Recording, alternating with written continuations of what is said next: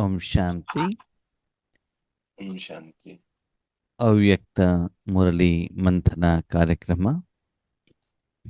ಇವತ್ತು ಬಾಬಾರವರ ಹೊಸ ಮುರಳಿ ದಿನಾಂಕ 15/12/2009 ಬಾಬಾ ನುಡಿಸಿರುವಂಥ ಒಂದು ಮುರಳಿ.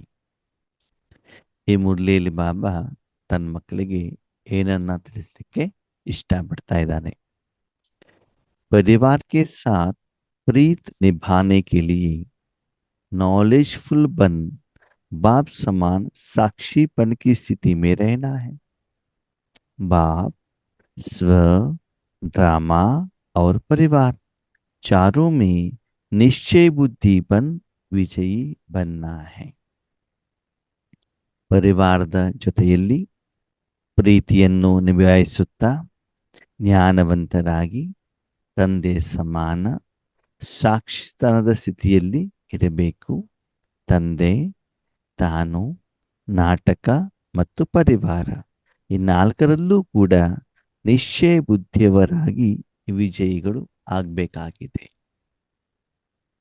ಬಾಬಾ ಏನು ಹೇಳ್ತಾರೆ, ಮಕ್ಕಳೇ, ನೀವು ಆತ್ಮಗಳು ಪಾತ್ರ ಮಾಡಬೇಕಾಗಿದೆ. ಅದರಲ್ಲಿ ಲೌಕಿಕ ಪರಿವಾರನೂ ಕೂಡ ಬರುತ್ತೆ, ಅಲೌಕಿಕ ಪರಿವಾರನೂ ಕೂಡ ಬರುತ್ತೆ. ಜೊತೆಗೆ ಮನಬುದ್ಧಿ ಸಂಸ್ಕಾರ, ಎಲ್ಲ ಕರ್ಮೇಂದ್ರಿಯಗಳು, ಈ ಸಾಧನಗಳು ಕೂಡ ಬರ್ತವೆ. ಆದರೆ ಕೆಲವೊಂದ್ಸಲ ನಮ್ಗೆ ಏನಾಗುತ್ತೆ, ಈಶ್ವರೀಯ ಜೀವನದಲ್ಲಿ ಈ ಪರಿವಾರದಿಂದಲೇ ನಮ್ಮ ಸಾಧನೆಗೆ ತೊಂದರೆ ಬರ್ತಾ ಇದೆಯೇನೋ ಹೇಳುವಂತ ಒಂದು ಸಂಕಲ್ಪ ಬರುತ್ತೆ. ನಾವೇನೋ ಸಾಧನೆ ಮಾಡ್ಬೇಕಂತ ಇಷ್ಟಪಡ್ತೀವಿ, ಆದರೆ ನಮ್ಮ ಪತಿ ತೊಂದರೆ ಕೊಡ್ತಾರೆ, ಪತ್ನಿ ತೊಂದರೆ ಕೊಡ್ತಾರೆ, ಮಕ್ಕಳು ಕೊಡ್ತಾರೆ, ನಮ್ಮ ಸೇವಾ ಕೇಂದ್ರದಲ್ಲಿರುವಂಥ ಟೀಚರ್ಸ್ಗಳು ಸರಿ ಇಲ್ಲ, ಅಲ್ಲಿರುವಂಥ ಅಣ್ಣಂದಿರು ಸರಿ ಇಲ್ಲ, ಸ್ಟೂಡೆಂಟ್ಸ್ಗಳು ಸರಿ ಇಲ್ಲ, ನನ್ನ ಮನಸ್ಸೇ ಸರಿ ಇಲ್ಲ, ನಮ್ಮ ಶರೀರನೇ ಸರಿ ಇಲ್ಲ, ಕಾಯಿಲೆ ಆಗತ್ತೆ. ಹೀಗೆ ನೂರಾರು ಕಂಪ್ಲೇಂಟ್ಸ್ಗಳನ್ನು ನಾವು ಬಾಬಾರವರಿಗೆ ಹೇಳ್ತೀವಿ. ಬಾಬಾ, ಇದನ್ನು ಸರಿ ಮಾಡಿಕೊಡು, ನಾನು ಸಾಧನೆ ಮಾಡ್ತೇನೆ ಅಂತ. ಅದಕ್ಕಾಗಿ ಬಾಬಾ ಹೇಳ್ತಾರೆ, ಮಕ್ಕಳೇ, ಪರಿವಾರದ ಜೊತೆಗೆ ತುಂಬಾ ಪ್ರೀತಿಯಿಂದ ಮಧುರತೆಯಿಂದ ಇರಬೇಕು. ಬಾಬಾ, ನಮಗೂ ಕೂಡ ಮಧುರತೆಯಿಂದ ಇರಬೇಕು ಅಂತಾನೆ ಇಷ್ಟಾನೆ. ನಾವು ಮಧುರತೆಯಿಂದನೂ ಇರ್ತೀವಿ, ಅವ್ರಿಗೆ ಒಳ್ಳೇದಾಗ್ಲಿ ಅಂತ ಸಂಕಲ್ಪವನ್ನು ಕೂಡ ಮಾಡ್ತೀವಿ, ಸಕಾಶವನ್ನು ಕೂಡ ಕೊಡ್ತೀವಿ, ಅವ್ರ ಪ್ರತಿ ಯೋಗನೂ ಮಾಡ್ತೀವಿ. ಆದರೂ ಮಧ್ಯ ಮಧ್ಯದಲ್ಲಿ ತುಂಬಾ ಭಿನ್ನಾಭಿಪ್ರಾಯಗಳು ಬರ್ತಾವಲ್ಲ, ಯಾಕೆ, ಏನ್ ಮಾಡೋದು? ಅದಕ್ಕೆ ಬಾಬಾ ಹೇಳ್ತಾರೆ, ನಾಲೆಜ್ಫುಲ್ ಬನ್, ಜ್ಞಾನವಂತರಾಗಿ. ಏನು ಜ್ಞಾನವಂತರಾಗಿ? ಮಕ್ಕಳೇ, ಯಾರೇ ನಿಮ್ಮನ್ನೇನಾದರೂ ನಿಂದನೆ ಮಾಡ್ತಾರೆ ಅಂತಂದ್ರೆ ಅದಕ್ಕೆ ಕಾರಣ ನೀವೇ ಮಾಡಿರುವಂಥ ಕರ್ಮದ ಲೆಕ್ಕಾಚಾರ. ಯಾವುದೋ ಒಂದು ಜನ್ಮದಲ್ಲಿ ಅಜ್ಞಾನದಲ್ಲಿ ಇದ್ದಾಗ ನಿಮಗೆ ನೀವು ಅವರಿಗೆ ದುಃಖವನ್ನ ಕೊಟ್ಟಿರ್ತೀರಾ. ಮನಸ್ಸ, ವಾಚ, ಕರ್ಮಣ ವಿಕಾರಕ್ಕೆ ವಶೀಭೂತರಾಗಿ ಅದು ವಾಪಸ್ ನಿಮಗೆ ಬಂದಿರುತ್ತೆ ಈ ಜನ್ಮದಲ್ಲಿ. ಇವತ್ತು ನೀವು ಅವರಿಗೆ ಒಳ್ಳೆಯದನ್ನ ಬಯಸಿದ್ರೂ ಕೂಡ ಹಳೆ ಲೆಕ್ಕಾಚಾರ ಕ್ಲಿಯರ್ ಆಗುವವರೆಗೂ ಕೂಡ ಅವರಿಂದ ನಿಂದನೆಗಳು, ಭಿನ್ನಾಭಿಪ್ರಾಯಗಳು ಬಂದೇ ಬರ್ತಾವೆ. ನೀವು ಯಾರತ್ರ ಸಾಲ ಮಾಡಿದ್ದೀರಾ, ಸರಿ, ಪೇಮೆಂಟ್ ಮಾಡ್ತಾ ಇದ್ದೀರಾ, ಸರಿ, 50,000 ರೂಪಾಯಿ ಸಾಲ ಮಾಡಿರ್ತೀರಾ, 500 ರೂಪಾಯಿ ಪೇಮೆಂಟ್ ಮಾಡಿದ ತಕ್ಷಣದಲ್ಲಿ 50,000 ಕ್ಲಿಯರ್ ಆಗೋದಿಲ್ವಲ್ಲ.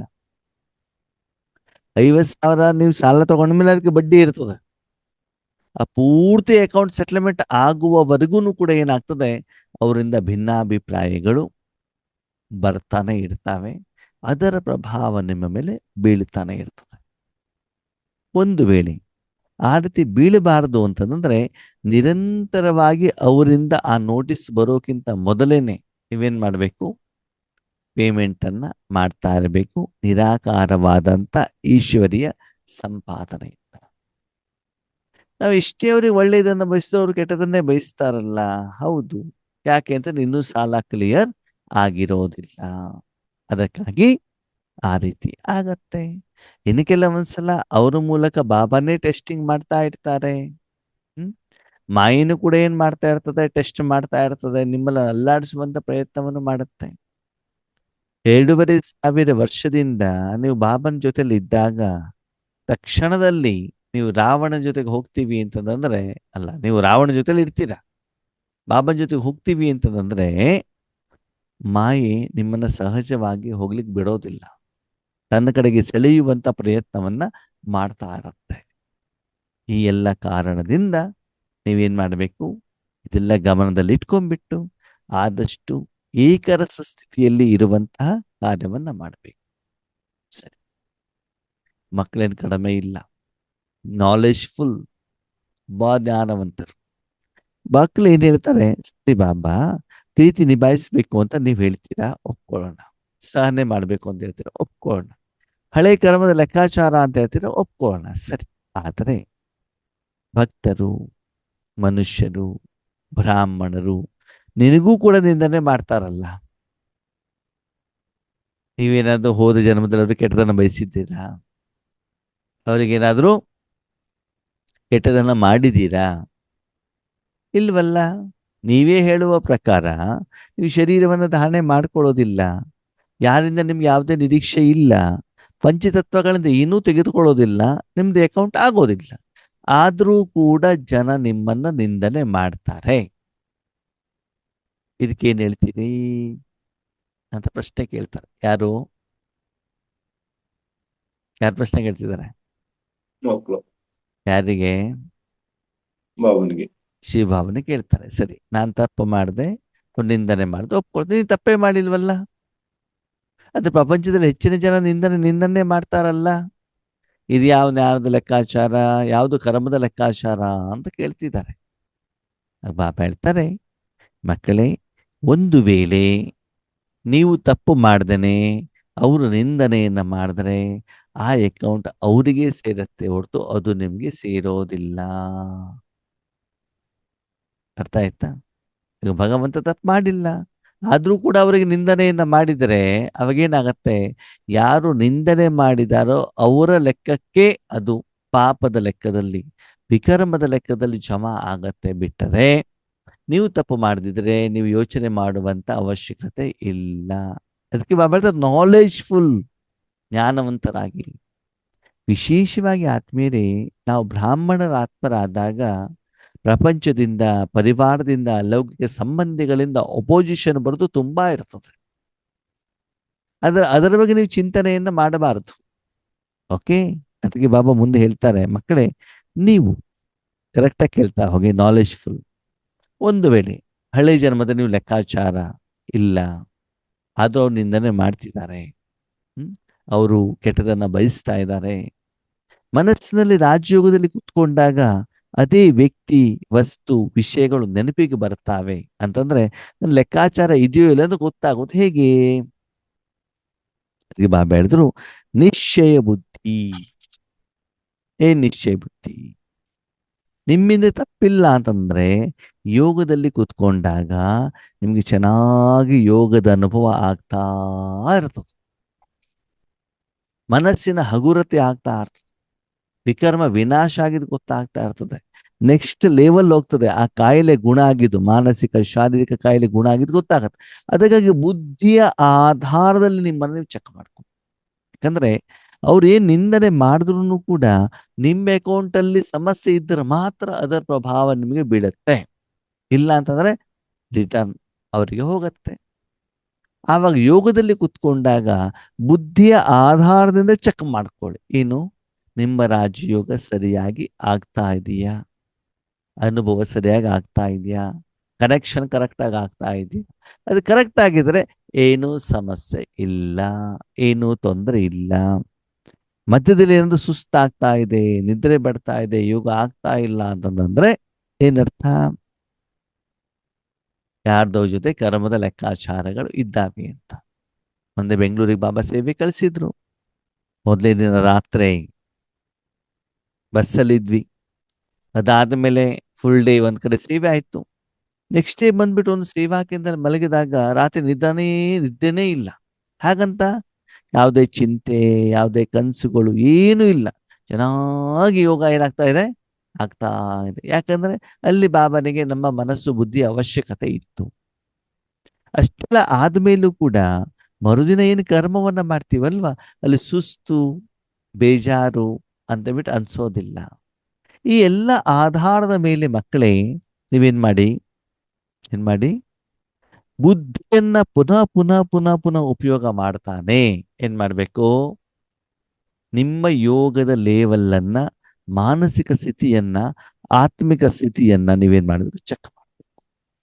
ಜೊತೆಗೆ ಬೇರೆಯವರು ಪರಿವಾರ, ಲೌಕಿಕ ಪರಿವಾರ ಇರ್ಬೋದು, ಅಲೌಕಿಕ ಪರಿವಾರ ಇರ್ಬೋದು, ಸೂಕ್ಷ್ಮ ಕರ್ಮೇಂದ್ರಿಯವಾದಂತ ಮನಬುದ್ಧಿ ಸಂಸ್ಕಾರದ ಪರಿವಾರನೇ ಇರಬಹುದು. ಅವು ನಿಮ್ಗೆ ಏನಾದರೂ ಹೇಳಿದರೆ, ಅದು ಹೊಗಳಲ್ಲಿ ತೆಗಳಲ್ಲಿ, ನಿಂದೆ ಮಾಡಲಿ, ಗಾಯನ ಮಾಡಲಿ, ಭಜನೆ ಮಾಡಲಿ, ಪೂಜನೆ ಮಾಡಲಿ, ಸನ್ಮಾನನಾದ್ರೂ ಮಾಡಲಿ, ಕಾಲಾದ್ರೂ ಎಳಿಲಿ, ಏನು ಮಾಡಿದ್ರು ಕೂಡ ಸಾಕ್ಷಿತನದ ಸ್ಥಿತಿ. ಅಂದ್ರೆ ಬೇರೆಯವರ ಪಾತ್ರ ಇರಬಹುದು, ನಿಮ್ಮ ಕರ್ಮದ ಫಲದ ಬಗ್ಗೆ ಅವರು ಮಾಡುವಂತ ವರ್ಣನೆ ಇರಬಹುದು, ಅಥವಾ ನೀವು ಮಾಡಿರುವಂತ ಸೇವೆನೋ ಕರ್ಮನೋ ಸರಿ ಇಲ್ಲ ಅಂತ ಅವ್ರು ಹೇಳುವಂತ ಮಾತಿರಬಹುದು. ವಿಶೇಷವಾಗಿ ಕರ್ಮದ ಫಲ ಅವರೇನು ಹೇಳ್ತಾರೆ ಮುಖದಿಂದ, ಪತ್ರ ಮುಖೇನ, ಅದಕ್ಕೆಲ್ಲ ಏನಾಗಿ ಸಾಕ್ಷಿ.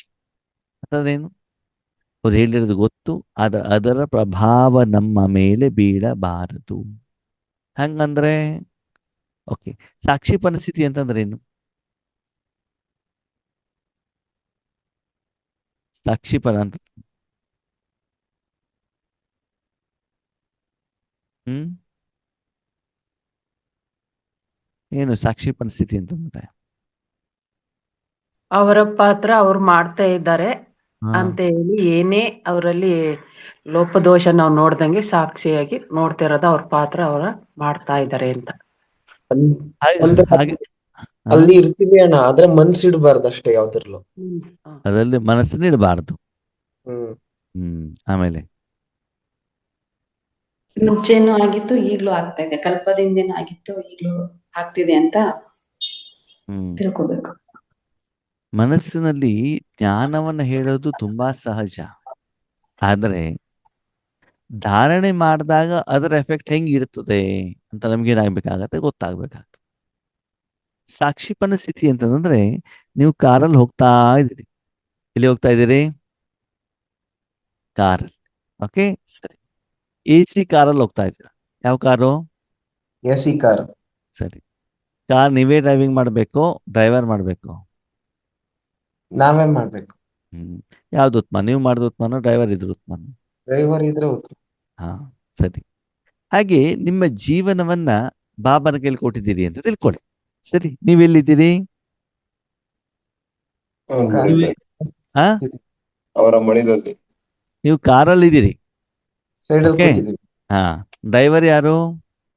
ಬಾಬಾ. ಬಾಬಾ. ಬಾಬಾ. ಓಕೆ. ದಾರಿಲಿ ಹೋಗ್ಬೇಕಾದ್ರೆ ಮಧ್ಯಾಹ್ನ 12 ಗಂಟೆ ಆಗಿದೆ. ವಾತಾವರಣ ಹೆಂಗಿದೆ? ಬಿಸಿ. ಬಿಸಿಲು. ಬಿಸಿಲಿದೆ. ಆವಾಗ ನೀವು ಆ ಕಡೆ ಈ ಕಡೆ ನೋಡಿದಾಗ ಆ ಬಿಸಿಲಿನ ಪ್ರಭಾವದಲ್ಲಿ ಬರುವಂತ ಜನರನ್ನ ನೋಡ್ತಿರೋ ನೋಡಲ್ವೋ? ನೋಡ್ತೀವಿ. ನೋಡ್ತಿರ್ತಾನೆ. ಅವಾಗ ನೋಡಿದಾಗ ನಿಮ್ಗೆ ಏನಾಗತ್ತೆ, ಅವ್ರಿಗೆ ಸೆಕೆ ಆಗಿರೋದು, ಅವ್ರಿಗೆ ಕಷ್ಟ ಬರ್ತಾ ಇರೋದು, ತೊಂದರೆ ಆಗ್ತಾ ಇರೋದು ನಿಮ್ಗೆ ಗೊತ್ತಾಗುತ್ತೋ ಗೊತ್ತಾಗಲ್ವೋ? ಗೊತ್ತಾಗುತ್ತೆ. ನೋಡ್ತಿರ್ತಾನೆ ನೀವು. ಹೌದು. ಆದರೆ ಅದರ ಪ್ರಭಾವ ನಿಮ್ಮ ಮೇಲೆ ಬೀಳುತ್ತಾ? ಇಲ್ಲ. ಹಾಗಂತ ಅಲ್ಲಿ ಸೆಕೆ ಇಲ್ವಾ? ಇದೆ. ಇದೆ. ಇದೆ. ಅದರ ಪ್ರಭಾವ ನಿಮ್ಮ ಮೇಲೆ ಯಾಕೆ ಬೀಳ್ತಾ ಇಲ್ಲ? ನಾವೇ AC. ಯಾಕಂದ್ರೆ ಶರೀರ ಹೇಳುವಂತ ಸಾಧನವನ್ನ ನೀವು ಅಲ್ಲಿ ಇಟ್ಟಿಲ್ಲ. ಎಲ್ಲಿ? ಬಿಸಿಯಲ್ಲಿ. ಹೊರಗಡೆ ಪ್ರಪಂಚದಲ್ಲಿ ಸೆಕೆ ಇದೆ, ಅದು ಶರೀರ ಹೇಳುವಂತ ಸಾಧನ ನೀವಲ್ಲಿಟ್ಟಿಲ್ಲ. ಯಾಕಂದ್ರೆ ನಿಮ್ಮ ಹತ್ರ ಹೆಚ್ಚಿಗೆ ಧನ ಇರುವಂತ ಕಾರಣದಿಂದ ನೀವೇನ್ ಮಾಡಿದಿರ, ಆ ಧನದಿಂದ AC ಕಾರ್ ಇಟ್ಕೊಂಡ್ಬಿಟ್ಟು ಡ್ರೈವರ್ ಇಟ್ಕೊಂಡು ಪ್ರವಾಸವನ್ನ ಏನ್ ಮಾಡ್ತಿದ್ದೀರಿ, ಮಾಡ್ತಾ ಇದ್ದೀರಾ. ಹಾಗೇನೆ ಮನಸ್ಸನ್ನು ಕೂಡ ಬಾಬನ ಮಡಿಲಲ್ಲಿ ಇಟ್ಟಾಗ ನಿಮ್ಗೆ ಏನಾಗ್ತದೆ, ಆತ್ಮಿಕ AC ಅನುಭವ ಆಗತ್ತೆ. ಆದರೆ ಹೊರಗಡೆ ವಿಕಾರದ ಪ್ರಭಾವ ನಿಮ್ಮ ಮೇಲೆ ಬೀಳೋದಿಲ್ಲ. ಸರಿ, ಅವ್ರ ಪಾಡಿಗೆ ಅವರು ಬಿಸಿ ಅನುಭವ ಆಗ್ತಾ ಇದೆ, ಅವ್ರವ್ರ ಕರ್ಮದ ಲೆಕ್ಕಾಚಾರ ಇರಬಹುದು. ಒಂದು ವೇಳೆ ದಾರಿಲಿ ಹೋಗ್ತಾ ಇರಬೇಕಾದ್ರೆ, ಸರಿನಾ, ಮಳೆ ಬಂತು ಅಂತ ತಿಳ್ಕೊಳ್ಳಿ. ಏನ್ ಬಂತು?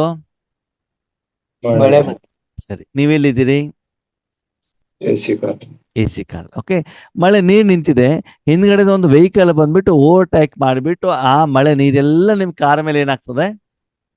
ಬಿದ್ದು ಬಿಟ್ಟಿದೆ. ಬೀಳ್ತದೆ. ಅವಾಗ ಅದರ ಎಫೆಕ್ಟ್ ನಿಮ್ಗೆ ಬೀಳತ್ತೋ ಬೀಳಲ್ವೋ? ಬೀಳಲ್ಲ. ಕಾರಣ ಕಾರ್ ಒಳಗಡೆ ಇದ್ದೀವಿ. ಕಾರ್ ಗಲೀಜಾಗತ್ತೆ ಹೊರತು ನಿಮ್ಗೇನು ಆಗೋದಿಲ್ವಲ್ಲ. ಹೌದು. ಹಾಗಿದ್ರೆ ಅವ್ರು ನಮ್ಮ ಮೇಲೆ ಎಫೆಕ್ಟ್ ಮಾಡಿದಾರೋ ಮಾಡಿಲ್ವೋ? ಮಾಡಿದ್ದಾರೆ. ನೀರ್ ಹಾಕಿದಾರೋ ಹಾಕಿಲ್ವೋ? ಹಾಕಿದ್ದಾರೆ. ಅವ್ರ ಕೈಯಿಂದ ಆದ್ರೂ ಹಾಕಿದ್ದಿರ್ಲಿ ಅಥವಾ ಟೈರಿಂದ ಆದ್ರೂ ಹಾಕಿದ್ದಿರ್ಲಿ, ಯಾವುದೋ ಒಂದು ರೀತಿಯಲ್ಲಿ ಓಕೆ ಅವರು ನಮ್ಮ ಮೇಲೆ ಹಾಕಿದ್ದಾರೆ. ಅದರ ಪರಿಣಾಮ ನಿಮ್ಮ ಮೇಲೆ ಬಿದ್ದಿದ್ಯಾ? ಇಲ್ಲ. ಇಲ್ಲ. ಇವಾಗ ಕಾರ್ ಮೇಲೆ ಬಿತ್ತು, ಮುಂದೆ ಕಾರ್ ಕ್ಲೀನ್ ಆಗಿರುತ್ತೋ ಗಲೀಜಾಗಿರುತ್ತೋ? ಗಲೀಜಾಗಿರುತ್ತೆ. ಅವಾಗ ಏನ್ ಮಾಡ್ಬೇಕು? ಮನೆ ಹತ್ರ ಹೋದ್ಮೇಲೆ ಕ್ಲೀನ್ ಮಾಡ್ತಾರೆ. ಯಾರು? ನಾವೇ ಮಾಡ್ಬೋದು. ಯಾರು ಹೇಳುದು? ಕಾರಿಗೆ ಡ್ರೈವರ್ ಇದಾರಲ್ಲ, ಕ್ಲೀನ್ ಮಾಡೋ ಕೆಲಸ ಯಾರ್ದು? ಡ್ರೈವರ್. ಅಲ್ವಾ? ಆ ಸಮಯದಲ್ಲಿ ಅವ್ರಿಗೆ ಡ್ರೈವಿಂಗ್ ಪ್ರಾಬ್ಲಮ್, ಅದರಲ್ಲೊಂದು ವೈಪರ್ ಇರ್ತದೆ. ಅವ್ರೇನ್ ಮಾಡ್ತಾರೆ? ವೈಪರ್ ಇದೇನ್ ಮಾಡ್ತಾರೆ?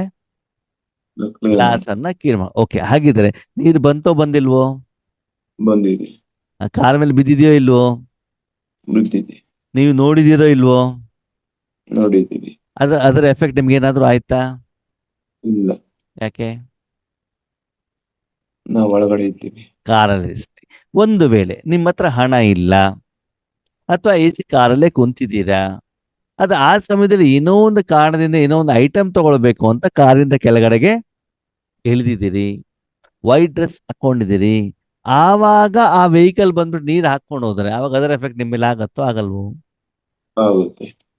ಇಲ್ಲಿವರೆಗೆ ಮನೆ ಬಂದು ಕ್ಲೀನ್ ಮಾಡೋದು. ಮನೆ ಬಂದು ಕ್ಲೀನ್ ಆಗುವವರೆಗೆ, ಬಟ್ಟೆ ತೆಗೆಯುವವರೆಗೆ ಶರೀರದ ಮೇಲೆ ಎಫೆಕ್ಟ್ ಆಗ್ತದೆ. ಆದ್ರೆ ಮನಸ್ಸಿನ ಮೇಲೆ ಎಫೆಕ್ಟ್ ಸಾವಿರ ಎಲ್ಲಿವರೆಗೆ ನೀವು ಇಟ್ಕೊಂಡಿರ್ತೀರೋ ಅಲ್ಲಿವರೆಗೆ ಅದು ಅಲ್ಲೇ ಇರುತ್ತೆ. ಇರುತ್ತೆ ತಾನೆ. ಅಯ್ಯೋ, ನಾನು ಸೆಂಟ್ರಿಗೆ ಅಂತ ಹೊರಟಿದ್ದೆ, ಇವತ್ತು ನನಗೆ ಸ್ಟೇಜ್ನಲ್ಲಿ ಸನ್ಮಾನ ಇತ್ತು, ಹೂ ತರಬೇಕು ಅಂತ ಕೆಳಗಡೆ ಇಳಿದೆ, ಸರಿನಾ? ಅದೇ ಸಮಯದಲ್ಲಿ ಅವನು ನೀರು ತಂದು ಹಾಕ್ಬೇಕಾ? ನಿಮ್ಮ ಮನೆಯಿಂದ ಸೆಂಟರ್ 35 ಕಿಲೋಮೀಟರ್ ಇದೆ. ಓಕೆ, ಆ ರೀತಿ ಶರೀರ ಆದಾಗ ಮತ್ತೆ ವಾಪಸ್ ಮನೆ ಹೋಗ್ಬೇಕು ಬೇಡವೋ? ಹೋಗ್ಬೇಕು. ಅವಾಗ ನಿಮ್ಗೆ ಆ ದಿನ ಅಲ್ಲಿ ಸ್ಟೇಜ್ ಮೇಲೆ ಹೋಗ್ಲಿಕ್ಕೆ ಆಗಿಲ್ಲ ಅಂತಂದ್ರೆ ಅದರ ಪರಿಣಾಮ ಏನಾಗ್ತದೆ? ಏನಾಗ್ತದೆ? ಏನಿದೆ? ಇಷ್ಟು ತಿಂಗಳು, ಇಷ್ಟು ವರ್ಷಗಳವರೆಗೆ ನಿಮ್ಮ ಮನಸ್ಸಿನಲ್ಲಿ ಸ್ಟ್ರಾಂಗ್ ಆಗಿ ಕೂತ್ಕೊಂಡಿರ್ತದೆ ಅಲ್ವಾ? ಅದಕ್ಕೆ ಬಾಬಾ ಹೇಳ್ತಾರೆ, ಮಕ್ಕಳೇ, ತಂದೆ ಸಮಾನ ಸಾಕ್ಷಿ ಸ್ಥಿತಿ ಅಂತಂದ್ರೆ ತಂದೆ ಬೇರೆಯವ್ರಿಗೆ ಎಲ್ಲರಿಗೂ ಕೂಡ ಒಳ್ಳೆಯದನ್ನ ಮಾಡ್ತಾ ಹೋದನು ಕೂಡ ಜನ ಅವರನ್ನೇನ್ ಮಾಡ್ತಾರೆ? ನಿಂದನೆ ಮಾಡ್ತಾರೆ, ಹೊಗಳ್ತಾರೆ. ಆದ್ರೆ ಭಗವಂತ ನಿಂದೆ ಆಗ್ಲಿ ಸ್ತುತಿ ಆಗ್ಲಿ ಎರಡನ್ನೂ ಮಾನಸಿಕವಾಗಿ ಸ್ವೀಕಾರ ಮಾಡೋದಿಲ್ಲ. ತನ್ನ ಧರ್ಮ, ತನ್ನ ಕರ್ಮ, ತನ್ನ ವ್ಯವಹಾರ, ದಾತಾಪನ್, ಪತಿತ ಪಾವನ ಸ್ಥಿತಿ, ಬೇರೆಯವರಿಗೆ ಒಳ್ಳೆಯದನ್ನಾಗಿ ಮಾಡುವಂತ ಮನೋಭಾವ, ಅವರಿಗೆ ಕೊಡುವಂತ ಸಹಾಯ ಸಹಯೋಗದಲ್ಲಿ ಅವರು ಪಕ್ಕ ಆಗಿರ್ತಾರೆ ಹೊರತು ಬೇರೆ ಯಾರ ಮಾತಿನಲ್ಲೂ ಕೂಡ ಅವರೇನ್ ಮಾಡೋದಿಲ್ಲ, ಬರೋದಿಲ್ಲ. ಹೆಚ್ಚಿನ ಗಮನವನ್ನ ಕೊಡೋದಿಲ್ಲ. ಹಾಗಿದ್ರೆ ನಮ್ದು ಆ ರೀತಿ ಸ್ಥಿತಿ ಇದೆಯಾ ಅಂತ ಬಾಬಾ ಕೇಳೋದು. ಒಂದು, ಆ ರೀತಿ ಅವರು ನಮ್ಮ ಮೇಲೆ ಪ್ರಭಾವ ಮಾಡ್ಲಿಕ್ಕೆ ಬಂದಾಗ ನಮ್ಮ ಸ್ಥಿತಿ ಹೇಗಿರಬೇಕು? Self protection. ಮನಸ್ಸು ಯಾವಾಗ್ಲೂ ಕೂಡ ಎಲ್ಲಿರ್ಬೇಕು? ಬಾಬನ ಒಳಗಡೆನೆ ಇದ್ರೆ ಹೊರಗಡೆ ಪ್ರಭಾವ ನಿಮ್ಮ ಮೇಲೆ ಬೀಳೋದಿಲ್ಲ. ಆ ರೀತಿ ಮನಸ್ಸನ್ನು ಸದಾ ಬಾಬನ ಒಳಗಡೆನೆ ಇಟ್ಟಿದ್ದೀರಾ ಅಂತ ಕೇಳ್ತಾರೆ. ಸರಿ, ಒಂದೇ ಬಾಬಾ ಹೇಳ್ತಾರೆ, ಪರಿವಾರದ ಜೊತೆಗೆ ಪ್ರೀತಿಯಿಂದನೇ ಇರಬೇಕು, ಜ್ಞಾನವಂತರಾಗಬೇಕು, ತಂದೆ ಸಮಾನ ಸಾಕ್ಷಿ ಸ್ಥಿತಿಯಲ್ಲಿದ್ದು ನಿಮ್ಗೆ ನಿಶ್ಚಯ ಇರಬೇಕಂತ. ಯಾವ ನಿಶ್ಚಯ? ಯಾವ ನಿಶ್ಚಯ? ಬಾಬನ ಮೇಲೆ ನಿಶ್ಚಯ ಅಂತಂದ್ರೆ ಜೋ ಹೋತಾ ಹೇ ಕಲ್ಯಾಣಕ್ಕೆ ಲಿಯೇ, ಏನಾಗತ್ತೋ ನನಗೆ ಕಲ್ಯಾಣನೇ ಅಲ್ವಾ? ಪರೀಕ್ಷೆ ಬಂತು ಅಂತ ನಮ್ಮ ಮಕ್ಕಳು ಹೆದರ್ತಾರೋ ಹೆದರಲ್ವೋ? ಹೆದರ್ತಾರೆ. ಹೆದರ್ಬೇಕೋ ಹೆದರಬಾರದು? ಹೆದರಬಾರದು. ಹೆದರಬಾರ್ದಲ್ವಾ? ಪರೀಕ್ಷೆಯಲ್ಲಿ ಪಾಸ್ ಆದ್ರೆ ನೀವೇನ್ ಮಾಡ್ಬೋದು? ಮುಂದಿನ ಕ್ಲಾಸಿಗೆ ಹೋಗ್ಲಿಕ್ಕೆ ಸಾಧ್ಯ. ಅದಕ್ಕೆ ಇಲ್ಲಿ ಬಾಬಾ ಏನ್ ಹೇಳ್ತಾರೆ, ಯಾರ್ಯಾರ ಮೇಲೆ ನಿಮ್ಗೆ ನಿಶ್ಚಯ ಇರ್ಬೇಕಂತೆ? ಬಾಬನ ಮೇಲೆ, ಪರಿವಾರದ ಮೇಲೆ. ಬಾಬನ ಮೇಲೆ ಯಾವಾಗಿರ್ತದೆ? ಏನೇ ಬರ್ಲಿ ಬಾಬಾ ಇದ್ದಾರೆ. ಏನೇ ಕಷ್ಟ ಬಂದ್ರು ಕೂಡ ನಾವು ಬಾಬನಿಗೆ ಹೇಳಿದಾಗ ಬಾಬಾ ಇಲ್ಲಿಯವರೆಗೆ ನಮ್ಮ ಕಷ್ಟಕ್ಕೆ ಯಾವ ರೀತಿ ಸಂಯೋಗವನ್ನು ಕೊಟ್ಟಿದ್ದಾರೆ ಅದರ ಆಧಾರದ ಮೇಲೆ ನಿಮ್ಗೇನು ಬರ್ತದೆ, ನಿಶ್ಚಯ ಬರ್ತದೆ. ಬಾಬಾ ಏನ್ ಹೇಳಿದ್ರು ಇಲ್ಲಿ, ನಿಶ್ಚಯ ಬುದ್ಧಿ ಅಂತ ಹೇಳಿದ್ರು. ಏನ್ ಹೇಳಿದ್ರು? ನಿಶ್ಚಯ ಬುದ್ಧಿ. ನಿಶ್ಚಯ ಮನಸ್ಸು ಅಂತ ಯಾಕೆ ಹೇಳಲಿಲ್ಲ? ನಿಶ್ಚಯ ಧನ ಅಂತ ಯಾಕೆ ಹೇಳಿಲ್ಲ? ನಿಶ್ಚಯ ಬುದ್ಧಿ ಅಂತ ಯಾಕೆ ಹೇಳಿದ್ರು? ಯಾಕೆ ಹೇಳಿದ್ರು? ನಿಶ್ಚಯ ಬುದ್ಧಿಯಾಗಿ ವಿಜಯಿಗಳಾಗಿ ಅಂತ ಯಾಕಿರ್ಬೋದು ಹೇಳಿ ನೋಡೋಣ. ಯಾಕಿರ್ಬೋದು ನಾಗಣ್ಣವ್ರೆ? ನಿಶ್ಚಯ ಬುದ್ಧಿ ಅಂತ ಯಾಕೆ ಹೇಳಿದ್ರು ಬಾಬಾ? ನಿಶ್ಚಯದಿಂದಲೇ ಎಲ್ಲ ವಿಜಯ ಸಿಕ್ಕುವಂತದ್ದು. ಅದರಿಂದ ಸರಿ. ಎಷ್ಟು ನಮ್ಮಲ್ಲಿ ನಿಶ್ಚಯ ಬರ್ತಾ ಹೋಗುತ್ತೆ. ಓಕೆ, ನಿಶ್ಚಯಕ್ಕೆ ಆಧಾರ ಯಾವುದು? ಇಲ್ಲಿ ಬುದ್ಧಿ ಅಂತ ಯಾಕೆ ಉಪಯೋಗ ಮಾಡಿದ್ರು ಬಾಬಾ? ಮನಸ್ಸಂತೂ ಯಾಕೆ ಉಪಯೋಗ ಮಾಡಿಲ್ಲ? ಧನ ಅಂತ ಯಾಕೆ ಉಪಯೋಗ ಮಾಡಿಲ್ಲ? ಜನ ಅಂತ ಯಾಕೆ ಉಪಯೋಗ ಮಾಡಿಲ್ಲ? ಜ್ಞಾನದಿಂದನೇ ಅನ್ನೋರು ಎಲ್ಲ. ಜ್ಞಾನ ಹೌದು, ಎಲ್ಲಾನು ಜ್ಞಾನನೇ. ನನ್ನ ಹ್ಮ್. ಆತ್ಮ ಜ್ಞಾನ, ಪರಮಾತ್ಮ ಜ್ಞಾನ, ಕರ್ಮೇಂದ್ರಿಯಗಳು ಜ್ಞಾನ. ಆದ್ರೆ ನಿಶ್ಚಯ ಬುದ್ಧಿಯ ಆಗಿ ವಿಜಯಿಯಾಗಿ ಅಂತಂದ್ರು ಬಾಬಾ. ಯಾಕೆ? ಹ್ಮ್. ಓಕೆ, ನಮ್ಗೆ ವಿಜಯಿ ಆಗಿದೆ ಹೆಂಗ್ ಗೊತ್ತಾಗ್ತದೆ? ನಮ್ಮ ನಿತ್ಯ ಕರ್ಮದಲ್ಲಿ ಗೊತ್ತಾಗುತ್ತೆ. ನಾವು ಎಷ್ಟು ಖುಷಿಯಾಗಿರ್ತೀವಿ, ಎಷ್ಟು ಸಮಾಧಾನವಾಗಿರ್ತೀವಿ, ಎಷ್ಟು ನೆಮ್ಮದಿಯಾಗಿರ್ತೀವಿ. ಇದ್ರ ಆಧಾರದ ಮೇಲೆ ಇದೆಲ್ಲ ಗೊತ್ತಾಗುತ್ತೆ. ನೀವು ಯಾವ್ದೋ ಒಂದು ಕರ್ಮವನ್ನ ಮಾಡಿದ್ರಿ, ಕರ್ಮ ಮಾಡಿದಾಗ ಜನ ಹೊಗಳಿದ್ರು ನಿಮ್ಮನ್ನ. ಏನ್ ಮಾಡಿದ್ರು? ಹೊಗಳಿದ್ರು. ಹ್ಮ್. ಆವಾಗ ಸರಿ ಇದೆಯಾ ಅದು? ಸರಿ ಇಲ್ಲ. ಸರಿ ಇರ್ಬೋದು, ಇಲ್ದೇನೋ ಇರಬಹುದು. ಇರ್ಬೋದು. ಸರಿ, ಜನ ನಿಮ್ಗೆ ಸನ್ಮಾನ ಮಾಡಿದ್ರು, ಸರಿ ಇದೆಯಾ? ಸರಿ ಇಲ್ಲ. ಸರಿ ಇರ್ಬೋದು, ಇಲ್ದೇನೆ ಇರಬಹುದು. ಇರ್ಬೋದು. ಕರೆಕ್ಟ್ ಆಗಿದೆ ಅಂತ ಗೊತ್ತಾಗೋದು ಹೇಗೆ? ನಮ್ಮಿಂದ ಏನೋ ಒಳ್ಳೇದ್ ಕಂಡಿರ್ಬೋದು ಅವ್ರ ಹತ್ರ. ನೋಡಿ, ಜನ ನಿಂದನೆ ಮಾಡ್ತಾರೆ, ಸರಿ ಇರ್ಬೋದು, ಇಲ್ದೇನೆ ಇರಬಹುದು. ಜನ ಹೊಗಳ್ತಾರೆ, ಸರಿ ಇರ್ಬೋದು, ಇಲ್ದೇನೆ ಇರಬಹುದು. ನಿಮ್ಮ ಮನಸ್ಸು ಹೇಳುತ್ತೆ ನೀನ್ ಮಾಡಿ ಸರಿ ಇದೆ ಅಂತ, ಸರಿ ಇರ್ಬೋದು, ಇಲ್ದೇನೆ ಇರ್ಬೋದು. ಅದ ಮನಸ್ಸು ಹೇಳಿದೆಯೋ, ಅಥವಾ ಭೂತ ಪ್ರೇತಾತ್ಮಗಳು ಹೇಳಿದಾರೋ, ಅಥವಾ ಬೇರೆ ಯಾವ್ದಾದ್ರು ವ್ಯಕ್ತಿ ವಿಷಯಗಳು ಹೇಳಿದಾರೋ ನಮ್ಗೇನಾಗೋದಿಲ್ಲ, ಗೊತ್ತಾಗೋದಿಲ್ಲ. ಆದರೆ ನಾವು ಮಾಡಿದ ಕರೆಕ್ಟ್ ಅಂತ ಗೊತ್ತಾಗೋದು ಯಾವಾಗ ಅಂದ್ರೆ, ಆ ಫಲವನ್ನ ಬುದ್ಧಿಯಿಂದ ನಾವೇನ್ ಮಾಡ್ಬೇಕು? ಅನುಭವಿಸ್ಬೇಕು. ಯಾವ್ದಿಂದ? ಬುದ್ಧಿಯಿಂದ. ನಾನು ಬಾಬನ ಮಗು ಆದ್ಮೇಲೆ ಸ್ವಂತ ಮನೆ ಬಂತು, ನನಗೆ ಇಷ್ಟು ನೆಕ್ಲೆಸ್ ಬಂತು, ಇಷ್ಟು ಜನಕ್ಕೆ ನಾನು ಈಶ್ವರ ಜ್ಞಾನವನ್ನ ಕೊಟ್ಟಿದ್ದೇನೆ, ಇಷ್ಟು ಜನ ಹೊಗಳ್ತಾ ಇದ್ದಾರೆ ನನ್ನನ್ನ. ಇದರ ಆಧಾರದ ಮೇಲೆ ವಿಜಯವನ್ನ ಲೆಕ್ಕ ಹಾಕ್ಬೇಕು, ಹಾಕ್ಬಾರ್ದು? ಹಾಕ್ಬಾರದು. ಯಾವ್ದ ಮೇಲೆ ಹಾಕ್ಬೇಕು? ನಮ್ಮ ನಿಶ್ಚಯದ ಮೇಲೆ ಹಾಕ್ಬೇಕು. ಕರ್ಮದ ಫಲ ಬಂದ ಮೇಲೆ ಬುದ್ಧಿಯನ್ನ ಅಲ್ಲಿಡಿ. ಬುದ್ಧಿಯನ್ನ ಏನ್ ಮಾಡಿ? ಇಡಿ. ಬುದ್ಧಿ ಇರೋದು ನಿರಾಕಾರದಲ್ಲೋ ಸಾಕಾರದಲ್ಲೋ? ನಿರಾಕಾರದಲ್ಲಿ ಬುದ್ಧಿಯನ್ನ ಇಟ್ಟಾಗ ನಿಮ್ಮ ಆತ್ಮಿಕ ಸ್ಥಿತಿ ಇಂಪ್ರೂವ್ಮೆಂಟ್ಸ್ ಆಗ್ಬೇಕು. ಏನಾಗ್ಬೇಕು? ಆತ್ಮಿಕ. ಶರೀರದ ಸ್ಥಿತಿ ಅಲ್ಲ.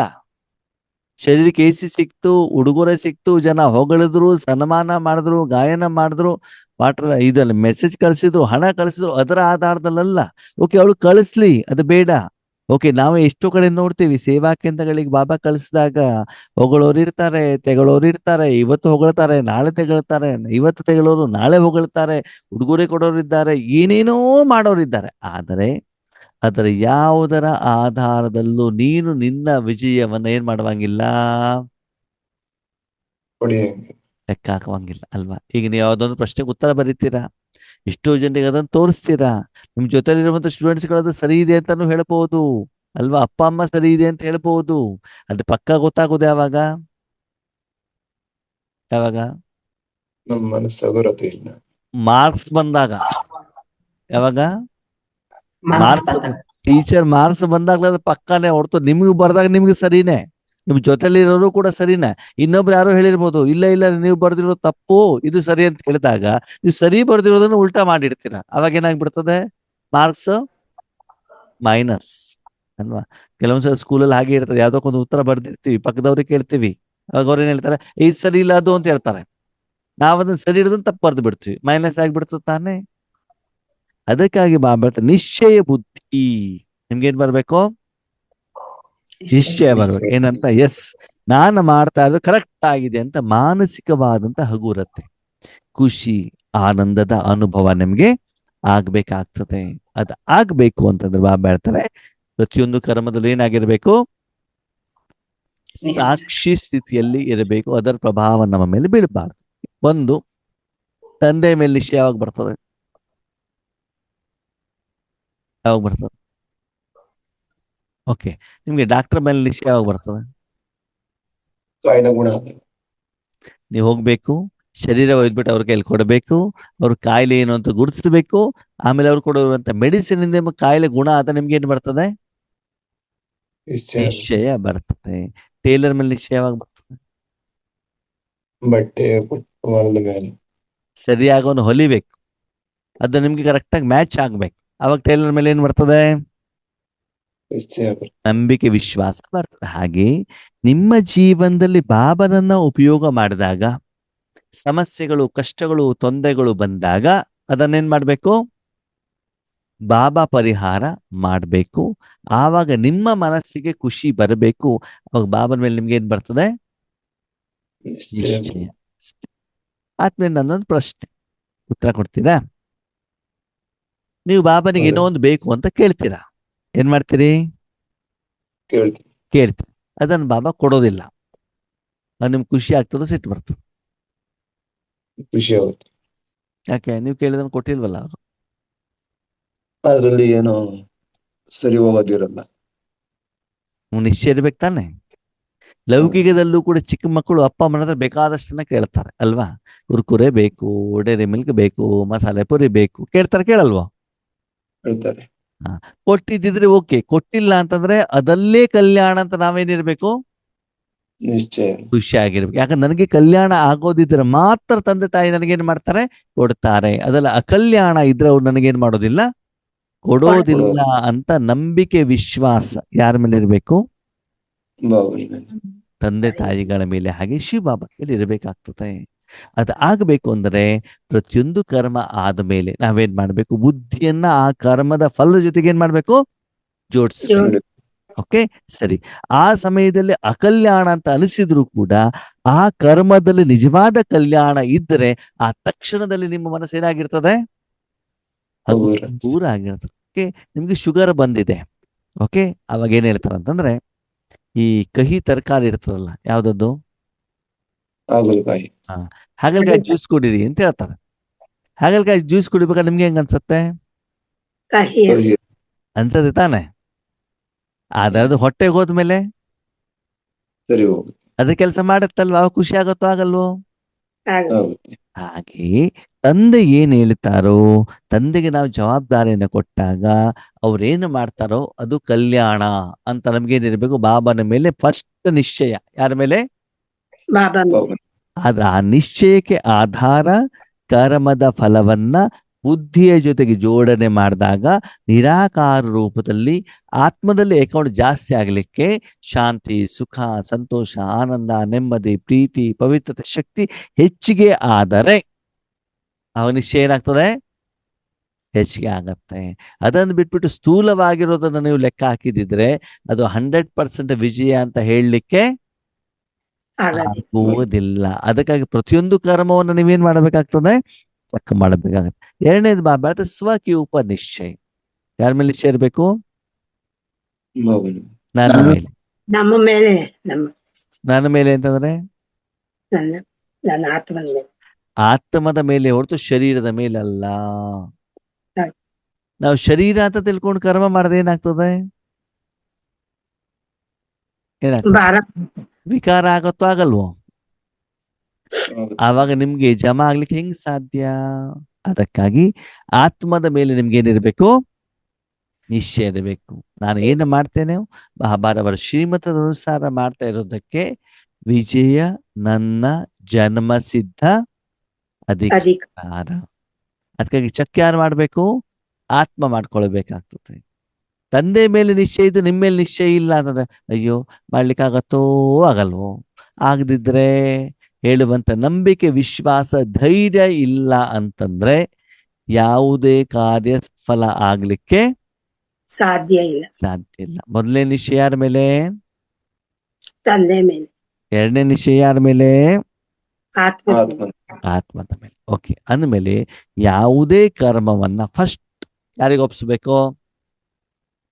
ತಂದೆ ತಂದೆಗೆ ಒಪ್ಪಿಸಿದ ಮೇಲೆ ತಂದೆ ಶ್ರೀಮತ ಏನು ಕೊಡ್ತಾರೋ ಅದನ್ನ ಆತ್ಮಿಕ ರೂಪದಲ್ಲಿ ನೀವು ಅದನ್ನ ನಿರ್ವಹಣೆ ಮಾಡಬೇಕು. ಕರ್ಮದ ಮೊದಲು ಬಾಬಾ ಇರಬೇಕು, ಕರ್ಮದ ಸಮಯದಲ್ಲೂ ಇರಬೇಕು, ಕರ್ಮದ ಫಲ ಬಂದಾಗ್ಲೂ ಬಾಬಾ ಇರಬೇಕು. ಎಷ್ಟು ಕರ್ಮ ಮತ್ತು ಕರ್ಮದ ಫಲವನ್ನ ಬಾಬನಿಗೆ ಒಪ್ಪಿಸ್ತಾ ಹೋಗ್ತಿರೋ ಅಷ್ಟು ನೀವು ಸಂಗಮ ಯುಗದಲ್ಲಿ ಇರ್ತೀರಿ. ಯಾವ ಯುಗದಲ್ಲಿ ಇರ್ತೀರಿ? ಸಂಗಮ ಯುಗದಲ್ಲಿ.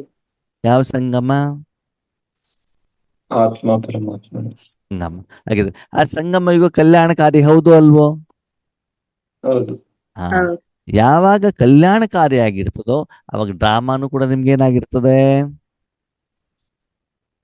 ಕಲ್ಯಾಣಕಾರಿ ಆಗಿರ್ತದೆ. ಅದಕ್ಕಾಗಿ ಏನು ಮಾಡ್ತಾ ಇದ್ದೀರೋ ಅದು ಡ್ರಾಮಾ ಅಂತ ತಿಳ್ಕೊಡಿ. ಬೇರೆಯವರ ಪಾತ್ರ, ನಿಮ್ಮ ಜೀವನದಲ್ಲಿ ಬರುವಂತ ಘಟನಾವಳಿಗಳು, ಇದೆಲ್ಲ ಏನು ನಾಟಕ ಅಂತ ತಿಳ್ಕೊಳ್ಳಿ. ಅವಾಗ ನಾಟಕದ ಮೇಲೆ ನಿಮ್ಗೇನು ಬರ್ತದೆ? ನಿಶ್ಚಯ. ಯಾಕಂದ್ರೆ ಏನೇ ಕರ್ಮ ನಡೆದ್ರು ಕೂಡ ಫೈನಲಿ ಮನಸ್ಸು ಖುಷಿಯಾಗಿದ್ದಿದ್ರೆ ನಿಮ್ಗೇನಾಗತ್ತೆ? ನಾಟಕ ಕಲ್ಯಾಣಕಾರಿ ಅಂತ ಗೊತ್ತಾಗತ್ತೆ. ಈಗ ಬಾಬಾ ನಿಮ್ ಜೊತೆಲಿದ್ದಾರೆ, ನೀವು ಆತ್ಮ ಆಗಿದ್ದೀರಿ, ಸಂಗಮ ಯುಗದಲ್ಲಿ ಇದ್ದೀರಾ, ಪ್ರತಿಯೊಂದು ಕರ್ಮ ಕಲ್ಯಾಣ ಆಗ್ತಾ ಇದೆ ಅಂತಂದ್ಮೇಲೆ ಅದರ ಎಫೆಕ್ಟ್ ಪರಿವಾರದ ಮೇಲೆ ಬೀಳತ್ತೋ ಬೀಳಲ್ಲ? ಬೀಳೋದಿಲ್ಲ. ಪಾಸಿಟಿವ್ ಎಫೆಕ್ಟ್ ಪರಿವಾರದ ಮೇಲೆ ಬೀಳತ್ತೋ ಬೀಳಲ್ವೋ? ಬೀಳುತ್ತೆ. ಯಾವ ಪರಿವಾರದ ಮೇಲೆ? ಲೌಕಿಕ ಮತ್ತು ಅಲೌಕಿಕ. ಮೊದಲು ಮನಬುದ್ಧಿ ಸಂಸ್ಕಾರದ ಮೇಲೆ ಅಲ್ವಾ? ನಾವು ಕರ್ಮ ಮಾಡಿದಾಗ ಹೂರ ಖುಷಿ ಆಗತ್ತೋ ಆಗಲ್ವೋ? ಆಗುತ್ತೆ. ಆಗುತ್ತೆ. ಯಾರಿಗೆ? ಫಸ್ಟ್ ನಮ್ಗೆ. ಮೊದಲು ನಮ್ಗೆ ಆಗುತ್ತೆ ಮನಬುದ್ಧಿ ಸಂಸ್ಕಾರದ ಮೂಲಕ ಅಲ್ವಾ? ಓಕೆ, ಆ ಒಂದು ಫಲ ನೆಕ್ಸ್ಟ್ ಎಲ್ಲಿ ಟ್ರಾನ್ಸ್ಫರ್ ಆಗ್ತದೆ? ಪರಿವಾರಕ್ಕೆ. ಶರೀರಕ್ಕೆ. ಮನಬುದ್ಧಿ ಸಂಸ್ಕಾರದ ಪಕ್ಕದಲ್ಲಿ ಏನಿದೆ? ಶರೀರ ಆ ಶರೀರಕ್ಕೆ ಆ ಒಂದು ಕರ್ಮದ ಫಲ ಪಾಸ್ ಆದಾಗ ಶರೀರ ಹಗುರ ಆಗುತ್ತೋ ಆಗಲ್ವೋ? ಆಗ್ತೈತೆ. ಸರಿ, ಯಾವುದೋ ಒಂದು ಕರ್ಮ ಆಯ್ತು, ನಿಮ್ಗೆ ಸಿಟ್ಟು ಬಂತು. ಏನ್ ಬಂತು? ಸಿಟ್ಟು ಬರುತ್ತೆ. ಅದರ ಎಫೆಕ್ಟ್ ಎಲ್ಲಿರ್ತದೆ? ಮೊದಲು ಮನೋಬುದ್ಧಿ. ಮನಬುದ್ಧಿ ಮೇಲೆ ತಾನೆ. ಯಾಕೆ ಹೇಳಿದ್ರು, ಹಿಂಗ್ ಹೇಳಿದ್ರು, ವಯಸ್ಸು ನೋಡ್ಬಿಟ್ಟು ಆದ್ರೂ ಹೇಳ್ಬೇಕಿತ್ತಲ್ವ, ನಾನು ಎಷ್ಟೆಲ್ಲ ಅವ್ರಿಗೆ ಒಳ್ಳೇದನ್ನ ಬಯಸಿದೆ ಆದ್ರೂ ಕೂಡ ಹಿಂಗ್ ಹೇಳಿದ್ರು. ಮೊದ್ಲು ಎಫೆಕ್ಟ್ ಎಲ್ಲಿ ಬರ್ತದೆ? ಮನಬುದ್ಧಿ. ನೆಕ್ಸ್ಟ್ ಎಲ್ಲಿಗೆ ಬರ್ತದೆ? ಶರೀರ. ಶರೀರದ ಮೇಲೆ. ನೆಕ್ಸ್ಟ್ ಎಲ್ಲಿ ಬರ್ತದೆ? ಪರಿವಾರ. ವಾಯುಮಂಡಲದ ಮೇಲೆ. ಶರೀರದ ಪಕ್ಕದಲ್ಲಿ ಇದೆ ವಾಯುಮಂಡಲ. ವಾಯುಮಂಡಲ. ಯಾವಾಗ ನಿಮ್ಗೆ ಸಿಟ್ಟು ಬರ್ತಿರೋ ಬಾಯಿಂದ ನೀವು ಜೋರಾಗಿ ಮಾತಾಡ್ಲಿಕ್ಕೆ ಏನ್ ಮಾಡ್ತೀರಿ? ಸ್ಟಾರ್ಟ್ ಮಾಡ್ತೇವೆ. ಸ್ಟಾರ್ಟ್. ಅವಾಗ ಏನಾಯ್ತು? ವಾಯುಮಂಡಲ. ವಾಯುಮಂಡಲದ ಮೇಲೆ. ವಾಯುಮಂಡಲ ಜೊತೆಯಲ್ಲಿ ಪಕ್ಕದಲ್ಲಿ ಯಾರಿದ್ದಾರೆ? ಮನುಷ್ಯಾತ್ಮರು ಇದ್ದಾರೆ. ಅವರ ಮೇಲೂ ಕೂಡ ಅದರ ಎಫೆಕ್ಟ್ ಏನಾಗತ್ತೆ? ಬೀಳುತ್ತೆ. ಅದೇನಾಗತ್ತೆ? ಈಗ ಒಬ್ಬ ವ್ಯಕ್ತಿ ಆಫೀಸಲ್ಲಿ ಕೆಲಸ ಮಾಡ್ತಿದ್ದಾರೆ ಅಂತ ತಿಳ್ಕೊಳ್ಳಿ. ಯಾವುದೋ ಒಂದು ಕಾರಣದಿಂದ ಅವರ ಬಾಸ್ ಅವ್ರಿಗೆ ಏನ್ ಮಾಡ್ತಾರೆ? ಬೈತಾರೆ. ಏನ್ ಮಾಡ್ತಾರೆ? ಬೈತಾರೆ. ಓಕೆ, ಅದನ್ನು ಸಾಕ್ಷಿಯಾಗಿ ನೋಡ್ದೇನೆ ಆ ಕರ್ಮದ ಫಲವನ್ನ ಅವ್ರೇನ್ ಮಾಡುದು? ಸ್ವೀಕಾರ ಮಾಡುದು ಅಂತ ತಿಳ್ಕೊಳ್ಳಿ. ಯಾರು? ಆ ವ್ಯಕ್ತಿ. ಅದನ್ನ ಮನಸ್ಸಿನಲ್ಲಿ ಯೋಚನೆ ಮಾಡ್ತಾ ಮಾಡ್ತಾ ಮಾಡ್ತಾ ಏನ್ ಮಾಡ್ತಾರೆ? ಮನೆಗೆ ಬರ್ತಾರೆ. ಆವಾಗ ಆ ಸಿಟ್ಟು ಕ್ರೋಧ ಹೇಳೋದು ಕಡಿಮೆ ಆಗತ್ತೋ ಜಾಸ್ತಿ ಆಗತ್ತೋ? ಜಾಸ್ತಿ ಆಗುತ್ತೆ. ಒಂದು ಬೀಜಕ್ಕೆ ನೀವು ನೀರು ಹಾಕ್ತಾ ಹೋದ್ರೆ ಅದು ಹೆಚ್ಚಿಗೆ ಆಗತ್ತೋ ಕಡಿಮೆ ಆಗತ್ತೋ? ಹೆಚ್ಚಿಗೆ ಆಗುತ್ತೆ. ಹೆಚ್ಚಿಗಾಗಿ ವೃಕ್ಷವಾಗಿ ಬೆಳೀತದೆ, ಹೌದಾ? ಓಕೆ, ಅದನ್ನ ತಗೊಂಡ್ಬಿಟ್ಟು ಅವ್ರೇನ್ ಮಾಡ್ತಾರೆ? ಈಗ ಸಿಟ್ಟು ಬಂದಾಗ ಅದನ್ನ ಎದುರುಗಡೆ ಬಾಸ್ ಮೇಲೆ ಹಾಕ್ಲಿಕ್ಕೆ ಆಗೋದಿಲ್ಲ. Boss is always right. Okay, ಅದನ್ನ ತಂದ್ಬಿಟ್ಟು ಎಲ್ಲಿ ಹಾಕ್ಬೇಕು? ಮನೆಗೆ ಬಂದ್ರು. ಆ ಸಿಟ್ಟನ್ನ ತಂದ್ಬಿಟ್ಟು ಯಾರ ಮೇಲೆ ಹಾಕಿದ್ರು? ಪತ್ನಿ ಮೇಲೆ ಹಾಕಿದ್ರು ಅಲ್ವಾ? ಸತ್ಯರಾಜಣ್ಣವ್ರಿಗೆ ಅನುಭವ ಇದೆ. ಸರಿ, ಪತ್ನಿ ಮೇಲೆ ಹಾಕಿದಾಗ ಏನಾಯ್ತು? ನೀವು ಒಂದು ವಸ್ತುವನ್ನ ವಿಷಯವನ್ನ ಯಾರಿಗೆ ಕೊಟ್ಟಿದ್ದೀರಿ? ಅವಾಗ ಆ ಕರ್ಮದ ಫಲ ಅವ್ರ ಮೇಲೆ ಬೀಳ್ಬೇಕೋ ಬೇಡವೋ? ಈಗ ನೀವು ಹೋಗ್ಬಿಟ್ಟು ದ್ರಾಕ್ಷಿ ಕೊಟ್ಟಾಗ ನಾನು ತಿಂದಾಗ ಅದರ ಎಫೆಕ್ಟ್ ನನಗೆ ಆಗತ್ತೋ ಆಗಲ್ವೋ? ದೂದ್ ಪೇಡ ಕೊಟ್ಟಾಗ ಅದ್ರ ಎಫೆಕ್ಟ್ ಆಗ್ತದೋ ಆಗಲ್ವೋ? ಅದೇ ಕಹಿ ಆಗಿರುವಂತದ್ದನ್ನ ತಂದು ಕೊಟ್ಟರು ನಾ ತಿಂದು ಕೂಡ ಅದರ ಎಫೆಕ್ಟ್ ಆಗತ್ತೆ ತಾನೆ? ಹೌದು. ಆವಾಗ ನೀವು ಮನಸ್ಸಿನಿಂದ ಬಾಯಿನಿಂದ ಅವ್ರ ಮೇಲೆ ಸಿಟ್ಟು ಮಾಡಿದಾಗ ಅದರ ಎಫೆಕ್ಟ್ ಅವ್ರ ಮೇಲೆ ಆಗುತ್ತೋ ಆಗಲ್ವೋ? ಆಗ್ತೈತೆ. ಆಗತ್ತೆ. ಆವಾಗ ಅವ್ರೇನು ಮಾಡ್ತಾರೆ, ಅವು ನೀವು ಕೊಟ್ಟಿರುವಂತ ಸಿಟ್ಟನ್ನ ತಗೊಂಡು ಹೋಗಿ ಅಡಿಗೆ ಮನೇಲಿ ಪಾತ್ರೆ ಮೇಲೆ ತೋರಿಸ್ತಾರೆ. ಯಾರ ಮೇಲೆ? ಪಾತ್ರೆ ಅವಾಗ ಮಕ್ಕಳ ಏನಾಗ್ತದೆ? ಆಹಾರದ ಮೇಲೆ ಬೀಳ್ತೈತಿ. ಅವಾಗ ಆಹಾರ ಪಾತ್ರೆಗಳು ಮಾತಾಡ್ಲಿಕ್ಕೆ ಶುರು ಮಾಡ್ತವೆ. ಪಾತ್ರೆಗಳೇನಾಗ್ತವೆ? ಮಾತಾಡ್ತವೆ. ಅವಾಗ ಅದು ವಾಯುಮಂಡಲದ ಮೇಲೆ ಪ್ರಭಾವ ಬೀಳುತ್ತೋ ಬೀಳಲ್ವೋ? ಬೀಳುತ್ತೆ. ಆ ಬೀಳೋದಿಲ್ವಾ? ಸಿಟ್ಟಿನ ಪ್ರಭಾವ ಬೀಳೋದಿಲ್ವಾ? ಬೀಳುತ್ತೆ. ಬೀಳುತ್ತೆ. ಬೀಳತ್ತೆ. ಓಕೆ. ಅದರ ಮೊದಲು ಆ ತಾಯಿ ತನ್ನ ಮಗುವಿಗೆ ಸ್ಕೂಲು ಹೋಮ್ವರ್ಕ್ ಮಾಡಿಸ್ತಾ ಇರ್ತಾಳೆ ಪತಿ ಬರೋ ಮೊದಲು. ಓಕೆ. ಆ ಮಗುಗೆ ಏನೋ ಒಂದು ವಿಷಯ ಗೊತ್ತಾಗೋದಿಲ್ಲ ಅಂತ ಏನ್ ಮಾಡ್ತಾರೆ, ಅವ್ರು ಬುಕ್ಸ್ ತಗೊಂಡು ಅಡಿಗೆ ಮನೆಗೆ ಬರ್ತಾರೆ. ಯಾರ ಹತ್ರ? ಅಮ್ಮನ ಅಮ್ಮ ಅಮ್ಮ. ಈಗ ಅಮ್ಮನ ಹತ್ರ ಒಂದು ಅಡಿಗೆ ಮಾಡಿದ್ದಿದೆ. ಯಾವ ಅಡಿಗೆ ಮಾಡಿದ್ದಾರೆ? ಸೌಟು ಆ ಸೌಟು ಹಿಡ್ಕೊಂಡು ಏನ್ ಮಾಡ್ತಾರೆ? ಏನ್ ಅಡಿಗೆ ಇದೆ? ಏನ್ ರೆಡಿ ಇದೆ? ದೋಸೆನ ದೋಸೆನೋ ಪುರಿನೋ ಇಡ್ಲಿನೋ ಏನೋ ಒಂದ್ ಇದೆಯಲ್ವಾ? ಅವ್ರ ಅಡಿಗೆ ಹೆಂಗ್ ಮಾಡ್ತಾರೆ? ಪತಿ ಏನ್ ತಂದು ಕೊಟ್ಟಿದ್ದಾರೋ ಅದರಿಂದ ತಾನೇ ಅಡಿಗೆ ಮಾಡ್ತಾರೆ. ಹೌದು. ಪತಿ ಇವತ್ತೇನ್ ತಂದು ಕೊಟ್ಟಿದ್ದಾರೆ? ಕ್ರೋಧ. ಸಿಟ್ಟು, ಕ್ರೋಧ. ಓಕೆ. ಅದನ್ನ ಅವ್ರು ಏನ್ ಮಾಡಿದಾರೆ, ಅದನ್ನ ಇಟ್ಕೊಂಡಿದ್ದಾರೆ ಅವ್ರ ಕೈಯಲ್ಲಿ. ಓಕೆ. ಪತಿ ಆಫೀಸಿಂದನೋ ಹೊರಗಡೆ ಪ್ರಪಂಚ ತಂದಿರೋದನ್ನ ಅವ್ರು ಇಟ್ಕೊಂಡಿದ್ದಾರೆ. ಈಗ ಮಗು ಬಂದಾಗ ಅಮ್ಮ ಏನ್ ಕೊಡ್ತಾಳೆ? ಅದನ್ನೇ ಕೊಡ್ತಾರೆ. ಅದೇ ಸಿಟ್ಟು. ಕೊಡ್ತಾಳೆ. ಒಂದು ಕೆನ್ನೆಗೆ ಬಾರಿಸ್ತಾಳೆ. ಹೌದು. ಯಾರಿಗೆ? ಮಗು ಮಗು ಅವಾಗ ಸಿಟ್ಟು ಯಾರಿಗೆ ಟ್ರಾನ್ಸ್ಫರ್ ಆಯ್ತು? ಮಗು ಮಗು ಸರಿ. ಆ ಮಗುಗೆ ಗೊತ್ತಾಗತ್ತೆ, ಇನ್ನು ನಾನು ಸ್ವಲ್ಪ ಹೊತ್ತೊಳ್ದು ಇನ್ನೊಂದ್ 4 ಬೀಳ್ತದೆ ಅಂತ ಅದೇನ್ ಮಾಡುತ್ತೆ? ಹೊರಗಡೆಗೆ ಖಾಲಿ ಬರುತ್ತೆ. ಮಾಡಿ. ಹೊರಗಡೆಗೆ ಬಂದು ಅಲ್ಲಿ ಅವ್ರ ಮನೇಲಿ ಒಂದು ನಾಯಿ ಇರ್ತದೆ. ಏನ್ ಬರ್ತದೆ? ನಾಯಿ. ಆ ನಾಯಿ ಬಾಲ ಅಲ್ಲಾಡ್ಸ್ಕೊಂಡು ಏನ್ ಮಾಡುತ್ತೆ ಅಂತಂದ್ರೆ ಮಗುವಿನ ಹತ್ರ ಆಟ ಆಡ್ಲಿಕ್ಕೆ ಬರ್ತದೆ. ಮಗು ಹೊತ್ತು ಏನಿದೆ ಇವಾಗ? ಸಿಟ್ಟು. ಸಿಟ್ಟು. ಆ ಮಗು ಏನ್ ಮಾಡುತ್ತೆ, ತನ್ನಲ್ಲಿರುವಂತ ಆಹಾರವನ್ನ ನಾಯಿಗೆ ಟ್ರಾನ್ಸ್ಫರ್ ಮಾಡುತ್ತೆ, ಕಾಲಿಂದ ಒದ್ದು ಬಿಡ್ತದೆ. ನಾಯಿಗೆ ಏನಾಯ್ತು? ನಾಯಿಗೂ ಸಿಟ್ಟು ಬಂತು. ಸಿಟ್ಟು ಬಂತು. ಆ ನಾಯಿ ಏನ್ ಮಾಡ್ತಾರೆ, ಅದು ಪ್ರಾಡಕ್ಟ್ ಬೇರೆಯವ್ರು ಕೊಡ್ಬೇಕಲ್ಲ, ಅದು ಹೋಗ್ಬಿಟ್ಟು ಏನ್ ಮಾಡ್ತಾರೆ, ಮನೆ ಹೊರಗಡೆ ಹೋಗ್ಬಿಟ್ಟು ಅಲ್ಲಿ ಯಾರು ಬರ್ತಾರೋ ಅವ್ರಿಗೆ ಕಚ್ಚಿಬಿಡ್ತದೆ. ಸಿಟ್ಟು ಯಾರಿಗೆ ಟ್ರಾನ್ಸ್ಫರ್ ಆಯ್ತು? ಕಚ್ಚಿರೋ ಆ ಕಚ್ಚಿದವನ್ ಏನ್ ಮಾಡ್ತಾರೆ ಅಂದ್ರೆ ಯಾರ ಮನೆ ನಾಯಿ ಅಂತ ನೋಡ್ಕೊಬಿಟ್ಟು ಅವ್ರ ಮನೆ ಬಾಗಿಲಲ್ಲಿ ಬಂದ್ಬಿಟ್ಟು ಬೈಲಿಕ್ಕೆ ಶುರು ಮಾಡ್ತಾರೆ. ಯಾರು ಕೇಳ್ತಾರ ಅದನ್ನ? ವನ. ಆ ಮನೆ ಮನೆ ವನ. ಒಂದು ಮನೆಯ ಮಾಲೀಕ ಅಲ್ವಾ? ಆವಾಗ ಮನೆಯ ಮಾಲೀಕ ಹೆಂಗಿರ್ತಾನೆ? ಮೊದ್ಲಿಗಿಂತ ಶಾಂತವಾಗಿರ್ತಾನೋ, ಮೊದ್ಲಿಗಿಂತ ಹೆಚ್ಚಿಗೆ ಸಿಟ್ಟು ಬರುತ್ತೋ? ಹೆಚ್ಚಿಗೆ ಸಿಟ್ಟು ಬಂತು. ಅವಾಗ ಮನೆ ಮಾಲೀಕ ಏನ್ ಮಾಡ್ತಾನೆ, ನಾಯಿಗೆ ಬೈತಾನೆ, ಅವನಿಗೆ ಯಾಕೆ ನಿನ್ ಕಚ್ಚಿದ್ದು ಅಂತ. ಅಲ್ವಾ? ತಪ್ಪ್ಯಾರ್ದು? ಮಾಲೀಕ. ಯಾರ್ದು? ಮಾಲೀಕ. ಅದನ್ನ ಒಪ್ಪೋದಿಲ್ವಲ್ಲ. ಹೌದು. ಅದಕ್ಕೆ ಬಾಬಾ ಹೇಳುದು ನಾಲೆಜ್ ಫುಲ್, ಜ್ಞಾನವಂತರಾಗಿ. ಅಂದ್ರೆ ಜ್ಞಾನ ಏನ್ ಹೇಳುತ್ತೆ, ನಿಮ್ಮ ಎದುರುಗಡೆ ಏನು ಬಂದು ಕೂಡ ಅದಕ್ಕೆ ನೀವೇ ಕಾರಣೀಕರ್ತರೆ ಹೊರತು ಬೇರೆ ಯಾರೂ ಕಾರಣೀಕರ್ತರೋ ಅಲ್ಲ. ಅಲ್ಲ. ಒಂದ್ ವೇಳೆ ಪೇಷಂಟ್ ಎದುರುಗಡೆ ಬಂದ್ರೆ ಅವರನ್ನು ಗುಣಪಡಿಸೋದೇ ನಿಮ್ಮ ಕೆಲಸ ಅಲ್ವಾ? ಯಾರಾದ್ರೂ ನಿಂದನೆ ಮಾಡಿದ್ರೆ ಅವ್ರನ್ನ ಶಾಂತ ಮಾಡೋದೇ ನಿಮ್ಮ ಕೆಲಸ ಅಲ್ವಾ? ಆರಂಭದಲ್ಲಿ ಪೇಷಂಟ್ಗೆ ಇಂಜೆಕ್ಷನ್ ಕೊಟ್ಟಾಗ ಅವ್ರು ನೋವಾಗ್ಬಿಟ್ಟು ಕೂಗ್ತಾರೆ. ಅದ್ರ ಕಾಯಿಲೆ ಗುಣ ಆದಾಗ ಅವ್ರು ಏನ್ ಮಾಡ್ತಾರೆ, ನಿಮ್ಗೆ ಥ್ಯಾಂಕ್ಸ್ ಅಂತ ಹೇಳ್ತಾರೆ. ಅದ ಅಲ್ಲಿವರೆಗೆ ನಮ್ಮಲ್ಲಿ ಏನ್ ಮಾಡ್ಬೇಕು, ಸಹನಾ ಶಕ್ತಿ ಇರಬೇಕಾಗ್ತದೆ. ಅದಕ್ಕಾಗಿ ಬಾಬಾ ಹೇಳ್ತಾರೆ, ಮಕ್ಕಳೇ, ನಾಟಕದ ಮೇಲೂ ಕೂಡ ನಮ್ಗೇನಿರ್ಲಿ, ನಿಶ್ಚಯ. ನಂಬಿಕೆ, ವಿಶ್ವಾಸ, ನಿಶ್ಚಯ ಇರ್ಲಿ. ಅದಾದ್ಮೇಲೆ 4ನೇದು ಪರಿವಾರದ ಮೇಲೂ ಕೂಡ ಏನಿರ್ಬೇಕಂತೆ, ನಿಶ್ಚಯ. ನಿಶ್ಚಯ ಇರಬೇಕಾಗ್ತದೆ. ಅಂದ್ರೆ ಈ ರೀತಿ ನೀವು ತಂದೆ ಮೇಲೆ, ನಿಮ್ಮ ಮೇಲೆ, ನಾಟಕದ ಮೇಲೆ ನಂಬಿಕೆ ವಿಶ್ವಾಸ ಇಟ್ಕೊಂಡು ನನ್ನ ಲೌಕಿಕ ಅಲೌಕಿಕ ಪರಿವಾರ ಕರ್ಮೇಂದ್ರಿಯಗಳು ನನ್ನ ಉನ್ನತಿಗೆ ಸದಾ ಸಹಯೋಗ ಕೊಡ್ತಾರೆ ಹೇಳುವಂತ ನಂಬಿಕೆ ವಿಶ್ವಾಸ ನಿಮ್ಗೆ ಇರ್ಬೇಕು. ಇರ್ಬೇಕು. ಒಬ್ಬ ಟೀಚರ್ ನಿಮ್ಗೆ ಪದೇ ಪದೇ ಪದೇ ಪದೇ ಪದೇ ಪರೀಕ್ಷೆ ಮಾಡ್ತಾರಂತಂದ್ರೆ ಒಳ್ಳೇದೋ ತಪ್ಪೋ? ಒಳ್ಳೆಯದು. ಒಳ್ಳೇದು ತಾನೆ. ಹಾಗೆ ಮನೆಯಲ್ಲೂ ಕೂಡ ಯಾವುದೋ ಒಂದು ಆತ್ಮ ನಮ್ಗೆ ಪರೀಕ್ಷೆ ಮಾಡ್ತಾ ಇದೆ ಅಂತ ಏನರ್ಥ? ಮುಂದೆ ಅದ್ರಲ್ಲಿ ನಮ್ಮಲ್ಲಿರೋ ತಪ್ಪುಗಳನ್ನ ತೋರ್ತಾ ಐತೆ ಅಷ್ಟೆ.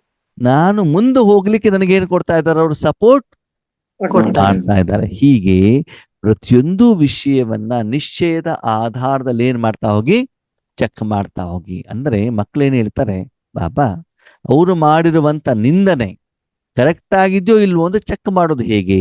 ಅದಕ್ಕೆ ಬಾಬಾ ಏನ್ ಹೇಳ್ತಾರೆ, ಮಕ್ಕಳೇ, ಯಾವುದೇ ಕರ್ಮ ಮಾಡಿದ ಮೇಲೆ ಮನಸ್ಸನ್ನ ಶಾಂತವಾಗಿಟ್ಕೊಂಡು ಬುದ್ಧಿಯನ್ನ ಬಾಬನ ಜೊತೆಗೆ ಇಟ್ಟಾಗ ಆ ಕರ್ಮದ ಫಲವನ್ನ ನೀವು ನೋಡಿದಾಗ ಅದರಲ್ಲಿ ಏನಿರ್ತದೆ, ಕಲ್ಯಾಣ ಇರುತ್ತೆ. ಈಗ ತಂದೆ ತಾಯಿಗಳು ಬೈತಾರೆ, ಒಳ್ಳೇದಕ್ಕೂ ಕೆಟ್ಟದಕ್ಕೂ ಒಳ್ಳೇದೇ. ಒಳ್ಳೇದು. ಅಲ್ವಾ? ಅದು ಶಾಂತವಾಗಿ ಕುತ್ಕೊಂಡು ಯೋಚನೆ ಮಾಡಿದಾಗ ತಾನೇ ಗೊತ್ತಾಗತ್ತೆ. ಹೌದು. ನಾವು ಶಾಂತವಾಗಿರದೆ ಸಿಟ್ಟಿನಲ್ಲಿ ಇದ್ರೆ ಅವರು ಮಾಡಿರುವಂತ ಕಲ್ಯಾಣ ನಮ್ಗೇನು ಅಂತ ಏನಾಗೋದಿಲ್ಲ. ಗೊತ್ತಾಗೋದಿಲ್ಲ. ಅದಕ್ಕಾಗಿ ಬಾಬಾ ಮೊದಲನೇದಾಗಿ ನಿಮ್ಮ ಕರ್ಮ ಸಫಲ ಆಗ್ಬೇಕು ಅಂತಂದ್ರೆ ಎಲ್ಲರ ಮೇಲೆ ನಿಮ್ಗೇನಿರ್ಲಿ, ನಿಶ್ಚಯ. ನಂಬಿಕೆ ವಿಶ್ವಾಸ ಇರ್ಲಿ. ಎಷ್ಟೋ ಸಲ ಡಾಕ್ಟರ್ ಹೇಳ್ತಾರೆ, ನಮ್ಮ ಮೇಲೆ ನಂಬಿಕೆ ಇದ್ರೆ ಜನರಿಗೆ ನಾವು ನೀರು ತಗೊಂಡ್ಬಿಟ್ಟು ಇಂಜೆಕ್ಷನ್ ಕೊಟ್ಟರು ಕೂಡ ಅವ್ರಿಗೆ ಕಾಯಿಲೆ ಏನಾಗ್ತದಂತೆ, ಗುಣ ಗುಣ ಆಗುತ್ತೆ. ಆಗುತ್ತೆ. ಗುಣ ಆಗ್ತದೆ. ನಮ್ಮ ಗ್ರೂಪ್ ಅಲ್ಲಿ ಒಬ್ರು ನರ್ಸ್ ಬರ್ತಾರೆ, ಗೌರ್ಮೆಂಟ್ ನರ್ಸ್. ಸರಿ, ಅವರು ಹೇಳ್ತಾ ಇದ್ರು, ಎಷ್ಟೋ ಸಲ ಏನಾಗ್ತದಂತೆ, ಪೇಷಂಟ್ಗಳು ಬರ್ತಾರಂತೆ ಅವ್ರ ಹತ್ರ ಕಾಯಿಲೆ ಇದೆ ಅಂತ, ಅದ್ರ ಸಂಬಂಧಪಟ್ಟಂತ ಇಂಜೆಕ್ಷನ್ ಅವ್ರ ಹತ್ರ ಸ್ಟಾಕ್ ಇರೋದಿಲ್ಲವಂತೆ. ಆದ್ರೆ ಸ್ಟಾಕ್ ಇದೆ ಅಂತ ಬಿಟ್ಟು ಅವ್ರೇನ್ ಮಾಡ್ತಾರೆ, ನೀರ್ ಹಾಕ್ಬಿಟ್ಟು ಸಿರಿಂಜರ್ ಹಾಕ್ಬಿಟ್ಟು ಕೊಡ್ತಾರಂತೆ ಅವ್ರಿಗೆ. ಆದ್ರೆ ಅವ್ರಿಗೆ ಕಾಯಿಲೆ ಏನಾಗ್ಬಿಡ್ತಾರಂತೆ, ಗುಣ ಆಗ್ಬಿಡುತ್ತೆ. ಗುಣ ಆಗ್ಬಿಡುತ್ತೆ. ಇನ್ನು ಕೆಲವರು ಬರ್ತಾರೆ, ಅಯ್ಯೋ ಗೌರ್ಮೆಂಟ್ ಹಾಸ್ಪಿಟ್ಲ್ ಅಲ್ಲ, ಇಲ್ಲಿ ತಗೊಂಡು ಏನು ಗುಣ ಆಗಲ್ಲ ಅಂತ ಅವ್ರ ಸಂಕಲ್ಪದಲ್ಲಿ ಬಂದ್ರೆ, ಇವ್ರು ಆಕ್ಚುಲ್ ಒಳ್ಳೆ ಇಂಜೆಕ್ಷನ್ ಕೊಟ್ಟರು ಕೂಡ ಅವ್ರಿಗೆ ಕಾಯಿಲೆ ಏನಾಗೋದಿಲ್ಲ, ಗುಣ ಗುಣ ಆಗುತ್ತೆ. ಆಗದೆ. ಗುಣ ಆಗೋದಿಲ್ಲ. ಅದಕ್ಕೆ ಬಾಬಾ ಹೇಳ್ತಾರೆ, ನಿಶ್ಚಯ ಇಟ್ಕೊಳ್ಳಿ. ವಿಜಯ ಹೇಳುವಂತ ನಿಶ್ಚಯ ಇಟ್ಕೊಳ್ಬೇಕು. ಅದಕ್ಕೆ ಆಧಾರ ನಿಶ್ಚಯ ಬುದ್ಧಿ ಬುದ್ಧಿ ವಿಜಯಂತಿ, ಸಂಶಯ ಬುದ್ಧಿ ವಿನಶ್ಯಂತಿ. ಯಾರ ಮೇಲೆ ನಿಶ್ಚಯ ಇರಬೇಕು? ಬಾಬಾ ಮೇಲೆ. ಫಸ್ಟ್ ನಿಶ್ಚಯ ಬಾಬನ ಮೇಲೆ ಇರ್ಬೇಕು. ಅದಕ್ಕೆ ಬಾಬಾ ಹೇಳ್ತಾರೆ, ಮೊದಲು ನಿಶ್ಚಯ ಬಾಬನ ಮೇಲೆ ಇರ್ಲಿ. ಅಂದ್ರೆ ನೀವು ಬಾಬನ ಹತ್ರ ಆ ವಿಷಯವನ್ನು ತಿಳಿಸಿಬಿಟ್ಟು ಅವರ ಶ್ರೀಮತದಂತೆ ನಡೆದಾಗ ಈ ಕರ್ಮದಲ್ಲಿ ನನಗೆ ವಿಜಯ ಸಿಕ್ಕೇ ಸಿಗತ್ತೆ. ಸಿಗುತ್ತೆ. ಆದ್ಮೇಲೆ ವಿಜಯ ಅವಾಗ್ಲೇ ಸಿಕ್ಬಿಡತ್ತಾ? ಇಲ್ಲ. ಇಲ್ಲ. ಬೀಜ ಹಾಕಿದ ತಕ್ಷಣ ಫಲ ಬಂದ್ಬಿಡತ್ತಾ? ಇಲ್ಲ. ಬರಲ್ಲ. ಇಲ್ಲ. ಕೆಲವೊಂದು ಫಲ ಸೆಕೆಂಡ್ ಅಲ್ಲೇ ಬರ್ಬೋದು, ಕೆಲವೊಂದು ನಿಮಿಷದಲ್ಲಿ ಬರ್ಬೋದು, ಕೆಲವೊಂದು ವರ್ಷದಲ್ಲೇ ಬರ್ಬೋದು ಅಲ್ವಾ? ಕೆಲವೊಂದು 100 ವರ್ಷದ ಮೇಲೆ ಬರ್ಬೋದು. ಆದ್ರೆ ತಂದೆ ಮೇಲೆ ನಂಬಿಕೆ ವಿಶ್ವಾಸ ಇದ್ರೆ ಆ ಫಲ ಒಳ್ಳೇದಾಗತ್ತೆ ಹೇಳುವಂತ ನಿಮ್ಗೇನಿರ್ಬೇಕು? ವಿಶ್ವಾಸ. ನಿಶ್ಚಯ. ನಂಬಿಕೆ ವಿಶ್ವಾಸ ಇರ್ಬೇಕು. ಅದಕ್ಕೆ ಬಾಬಾ ಹೇಳ್ತಾರೆ, ಬುದ್ಧಿಯ ಮೂಲಕ ನಿರಾಕಾರದ ಮೂಲಕ ಕರ್ಮದ ಫಲವನ್ನ ಚೆಕ್ ಮಾಡ್ತಾ ಸದಾ ಏನಾಗಿರ್ಲಿ, ವಿಜಯಿಯಾಗಿರಿ. ಯಾರು ಹೊಗಳ್ತಾರೆ, ಸನ್ಮಾನ ಮಾಡ್ತಾರೆ, ಭಜನೆ ಮಾಡ್ತಾರೆ ಅಂತ ಹೇಳ್ಬಿಟ್ಟು ವಿಜಯಿಗಳು ಅಂತ ತಿಳ್ಕೊಳ್ಬೇಡಿ. ಯಾರೋ ನಿಂದನೆ ಮಾಡಿದ್ರು, ಕಾಲೆಳೆದ್ರು, ನಿಮ್ಮನ್ನ ಬೇಜಾರು ಮಾಡಿದ್ರು, ನಿಮ್ಮಲ್ಲಿ ಸಿಟ್ಟು ಮಾಡ್ಕೊಂಡ್ರು ಅಂತ ಅಪಜಯ ಆಯ್ತು ಅಂತಾನು ನೀವು ಚೆಕ್ ಮಾಡ್ಕೊಳ್ಬೇಡಿ. ಏನೇ ಕರ್ಮ ಆದ್ಮೇಲೆ ಕರ್ಮದ ಫಲವನ್ನು ಕೂಡ ಬಾಬನ ಎದುರುಗಡೆಗೆ ಇಟ್ಬಿಟ್ಟು ಬುದ್ಧಿಯ ಮೂಲಕ ಏನ್ ಮಾಡಿ ಚೆಕ್ ಮಾಡ್ಕೊಳ್ಳಿ. ನಾನು ಜೀವನದ ಅನುಭವ ಹೇಳ್ತೀನಿ ಆದ್ಮೇಲೆ. ಕೆಲವೊಂದ್ಸಲ ಈಶ್ವರಿ ಜ್ಞಾನವನ್ನು ನಾವು ಹೇಳಿದಾಗ, ಅದು ಬಾಬಾ ನಮ್ಮ ಮೂಲಕ ಹೇಳಿಸಿದಾಗ ಎದುರುಗಡೆ ಸರಿ ಇಲ್ಲ ಅಂತ ಏನ್ ಮಾಡ್ತಾರೆ, ಹೇಳ್ತಾರೋ ಹೇಳಲ್ವೋ? ಹೇಳ್ತಾರೆ. ಹೇಳ್ತಾರೆ. ನೀವು ಹಂಗೆ ಹೇಳ್ಬಾರ್ದಿತ್ತು, ಹಿಂಗೆ ಹೇಳ್ಬಾರ್ದಿತ್ತು ಅಂತ ಏನ್ ಮಾಡ್ತಾರೆ, ಹೇಳ್ತಾರೆ. ಹಾಗೆ ಹೇಳಿದಾಗ ನಾನೇನ್ ಮಾಡ್ತೀನಿ ಗೊತ್ತಾ, ಆ ವಿಷಯವನ್ನು ತೆಗೆದುಕೊಂಡು ಬಾಬನ ಎದುರುಗಡೆ ಹೋಗ್ತಾನೆ. ಇಲ್ಲಿ ಹೋಗ್ತಾನೆ, ಬಾಬಾ ಇದ್ರು. ಬಾಬನಿಗೆ ಹೇಳ್ತೇನೆ, ನೋಡು ಬಾಬಾ, ಇದು ಹಿಂಗಾಯ್ತು, ಹೀಗೆ ನೀವು ಇದ್ರ ಮೂಲಕ ಉತ್ತರ ಕೊಟ್ಟಿರೋದು ಅವ್ರು ಸರಿ ಇಲ್ಲ ಅಂತ ಹೇಳ್ತಿದ್ರೆ ನೀವೇನ್ ಹೇಳ್ತೀರಿ? ಆ ಬಾಬಾ ನಮ್ಗೆ ಏನ್ ಮಾಡ್ತಾರೆ, ಕ್ಲಾರಿಫಿಕೇಶನ್ ಅನ್ನ ಕೊಡ್ತಾರೆ, ಸರಿ ಇದೆಯೋ ಇಲ್ಲೋ. ಬಾಬಾ ಏನ್ ಹೇಳ್ತಾರೆ ಗೊತ್ತಾ, ಮಗು ನೀನ್ ಸೇವೆ ಮಾಡಿಸಿದ್ ನನ್ನಿಂದ ಅಂದ್ಮೇಲೆ ನೀನ್ ಯಾಕೆ ಯೋಚನೆ ಮಾಡ್ತೀಯ ಅದ್ರ ಬಗ್ಗೆ? ಭಗವಂತ ಮಾಡಿದ್ಮೇಲೆ ಅದು ಸರಿ ಇದ್ದೇ ಇರ್ತದಲ್ವಾ? ಹೌದು. ಆದರೆ ಕರ್ಮದ ಫಲವನ್ನ ನಾವು ಬಾಬನಿಗೆ ರಿಪೋರ್ಟ್ ಮಾಡೋದು ಏನಾಗ್ತದೆ, ನನ್ನ ಕರ್ತವ್ಯವಾಗ್ತದೆ. ಒಂದು ಈ ರೀತಿ ಇದೆ ಅಂತಂದ್ರೆ ಆ ಮಗುವನ್ನ ಬಾಬಾ ಸರಿ ಮಾಡ್ಬೇಕಲ್ವಾ, ಯಾವ ರೀತಿ ಅಂತ ಹೇಳ್ಬಿಟ್ಟು. ಹಾಗೆ ಎಷ್ಟೋ ಸಮಯದಲ್ಲಿ ಜ್ಞಾನ ಮುಖೇನ ಬಾಬಾ ತಿಳಿಸ್ತಾರೆ, ನೋಡು ಮಕ್ಕಳು, ಇದು ಹೀಗೆ, ಇದು ಹೀಗೆ. ಅವ್ರಿಗೆ ಅದು ಗೊತ್ತಾಗ್ಲಿಲ್ಲ, ಅದಕ್ಕಾಗಿ ಅವ್ರು ತಪ್ಪು ಅಂತ ಏನ್ ಮಾಡ್ತಾರೆ, ತಿಳ್ಕೊಂಡಿರ್ತಾರೆ. ಅದಕ್ಕೆ ನೀನು ಬೇಜಾರಾಗ್ಬೇಕಾದ ಅವಶ್ಯಕತೆ ಇಲ್ಲ. ಇಲ್ಲ.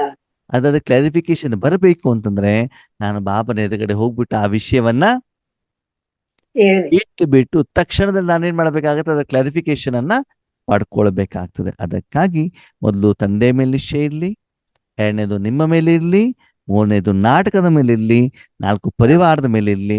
ಎಲ್ಲರ ಮೇಲೂ ನಿಮ್ಗೆ ನಿಶ್ಚಯ ಬುದ್ಧಿ ಇದ್ರೆ ಅವ ನಿಮ್ಗೆಲ್ಲೂ ಕೂಡ ಬೇಜಾರಾಗ್ಲಿಕ್ಕೆ ಸಾಧ್ಯ ಇಲ್ಲ. ಸಾಧ್ಯ ಇಲ್ಲ. ಸದಾ ನೀವೇನಾಗಿರ್ತೀರಿ, ವಿಜಯಿಗಳು ಮಾತ್ರ ಇರ್ತೀರಿ. ಓಕೆ, ಈಗ ನಮ್ಗೆ ಬಾಬನ ಮೇಲೆ ನಿಶ್ಚಯ ಇದೆ, ನನ್ನ ಮೇಲಿದೆ, ನಾಟಕದ ಮೇಲಿದೆ, ನಮಗೆ ಪರಿವಾರದ ಮೇಲೆ ನಿಶ್ಚಯನೇ ಇಲ್ಲ ಅಂತ ತಿಳ್ಕೊಳ್ಳಿ. ಆವಾಗ